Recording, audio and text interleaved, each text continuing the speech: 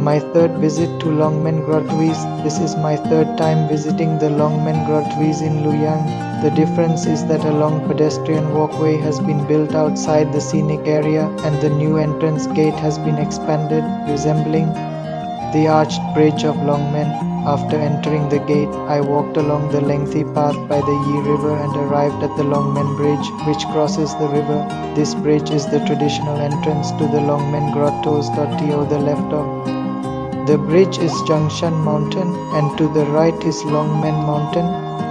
It is said that in ancient times, these two mountains were connected until a great storm split them apart, allowing the Yi River to flow through. This is the legend of Yu chiseled open Longmen. The two mountains stand opposite each other, with the Yi River flowing between, forming a natural gateway, hence the ancient name Yiqiu. On November 30th, 2000, the Longmen Grottoes were listed as a UNESCO World Heritage Site. This site is both a national key cultural relic protected unit and a 5-level tourist attraction. In 605 AD, Emperor Yang of the Sui dynasty ascended the throne and decided to establish the capital in Luoyang. Coincidentally, the main gate of the capital faced the Yiqiu, since ancient emperors considered themselves the sons of heaven. The name was changed to Longmen Dragon Gate. The legend of the carp leaping over the Dragon Gate also originates here.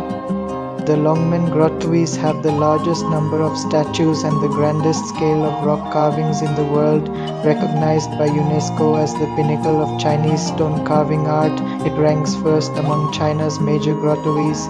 Sadly, 80% of the Buddha statues here have been stolen or damaged. Most of the statues at Longmen were commissioned by royalty or nobility, making it the only imperial grotto complex in the world. The most representative is the Vairocana Buddha, seated prominently at the center of the high terrace. If you want to see Empress Wu Zixan's true likeness, then follow my camera for a closer look. The Vairocana Buddha was commissioned by Emperor Gaizong of Tang in 672 AD. Empress Wu Zixan donated 20,000 strings of coins to fund its construction, and the artisans sculpted the Buddha based on her appearance, completing it in 3 years. Vairocana, meaning illuminating the world, stands 17.14 meters tall, with a 4-meter high head and 1.9 meter long ears. Known for its mysterious smile, it has been called the Eastern Mona Lisa and the most beautiful statue in the world. The Buddha's face is full and round, with wavy hair curls and crescent-shaped eyebrows. Its serene eyes gaze downward, exuding a wise and kind smile resembling a dignified middle-aged woman. This suggests Wu Zixan was a great beauty. To its right stands Mahakasyapa, the elder disciple, and to the left Ananda, the younger disciple. Flanking them are Manusri and Samantabhadra bodhisattvas, along with fierce heavenly kings and Vaira guardians, forming a harmonious yet dynamic group. Unfortunately, each statue has suffered damage. Wu Zixan ascended the throne on October 16, 698, declaring herself the holy and divine emperor of Great Zhou. Using an emperor's likeness for Buddha statues was not new. Similar examples exist in history. At the entrance of the Lotus Cave, the characters Yiqiu are carved, reflecting the site's original name.